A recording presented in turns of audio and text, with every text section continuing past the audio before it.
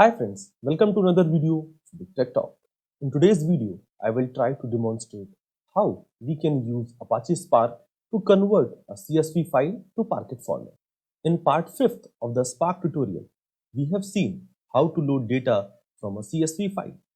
So today I will try to extend our learning and will try to load various data sources like CSV, Parquet, JSON, ORC, Avro, and XML, and will try to convert them into various other formats like read the CSV file and write it to Parquet format, read the Parquet file and write it to JSON, read the JSON file and write it to ORC format, read the ORC file and write it to Avro, read the Avro file and write it to XML, read the XML file and write it to CSV. Of course, covering all the data sources in one video will be too much. So, in today's video, I will read the CSV file and write it to Parquet format using Apache Spark. Let me go to my Eclipse IDE and write a code to read the CSV file and write it to Parquet format. This is my Eclipse IDE. Right-click on the project, New, and click on the package. Give a name to your package. I will give the name as com.scala.datasource and then click on Finish. Right-click on the package you have just created and click on New. Go to Other and search for Scala object. Give a name to your object. I will give the name as Data Source CSV to Park. Then click on Finish. So this is my Scala object. Let me quickly write the code and then we'll come back and explain each line in detail.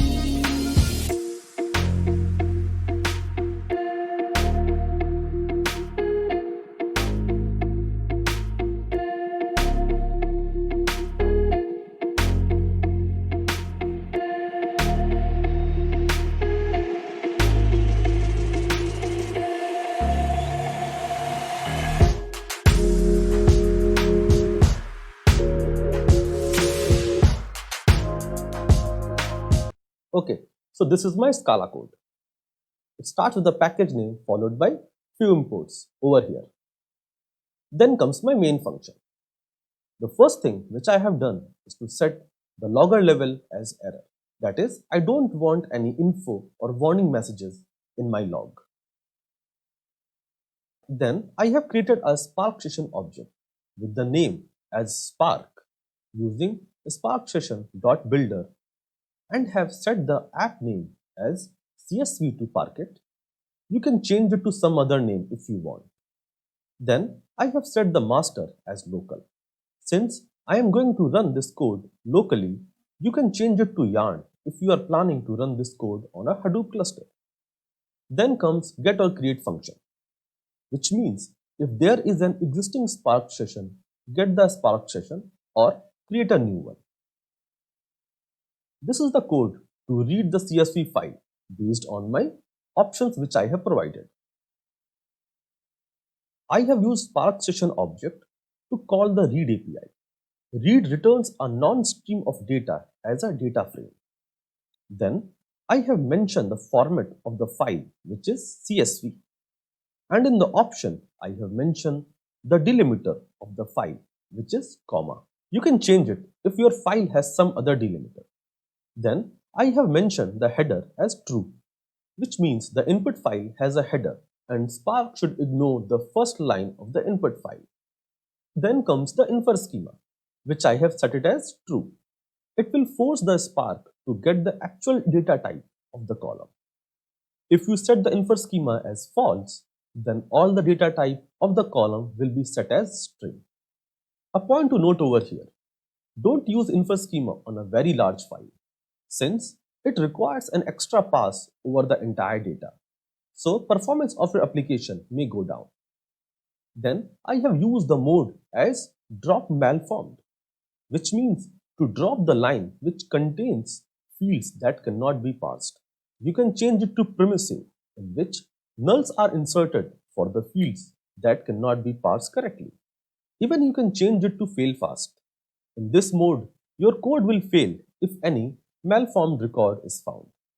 Over here, I have mentioned the path of the input file.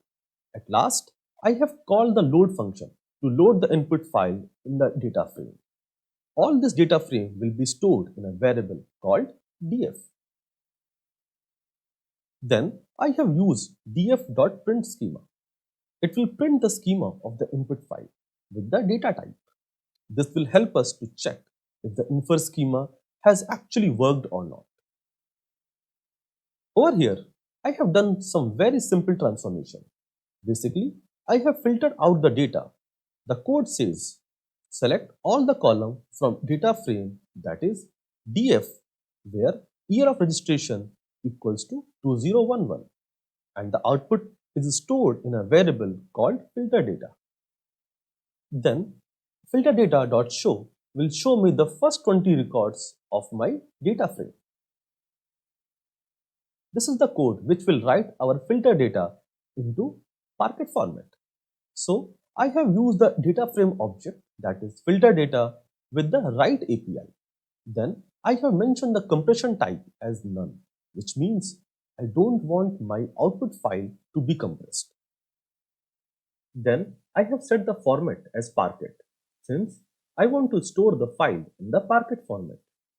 I have set the mode as overwrite, which means data is replaced if already exists by the content of the new data frame. You can change it to append, which will append the new data frame to the existing data. You can set the mode as ignore if you don't want to write your data if some data is already present in the output location. You can also set the mode as error if exists, which will throw an error if the data is already present in the output location. At last, I have mentioned the output path, where my Parquet output file will be stored. Our code is completed over here, but we will not be able to verify the output data since it is in the Parquet format, which is not readable. So to verify our output data, I have written spark.read.parquet. In the bracket, I have mentioned the output directory of my Parquet file and then .show. It will print the Parquet data in the text format in my console. And then I have closed the session by calling spark.close. So let's execute the code and see. Right click, run as Scala application.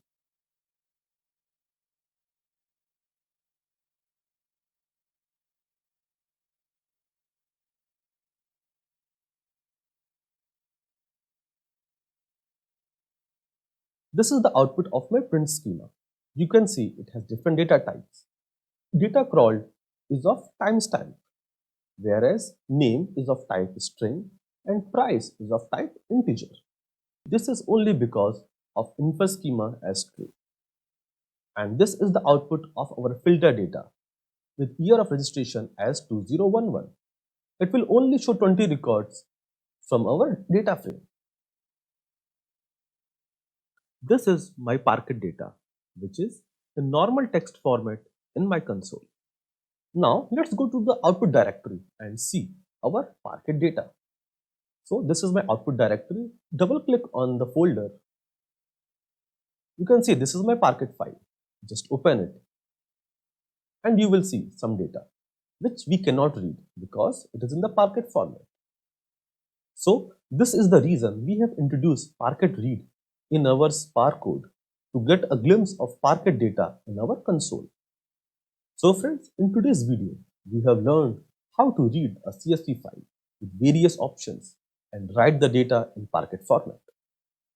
If you have any question, let me know in the comment section. Do hit the like button and subscribe for more such videos. Thank you.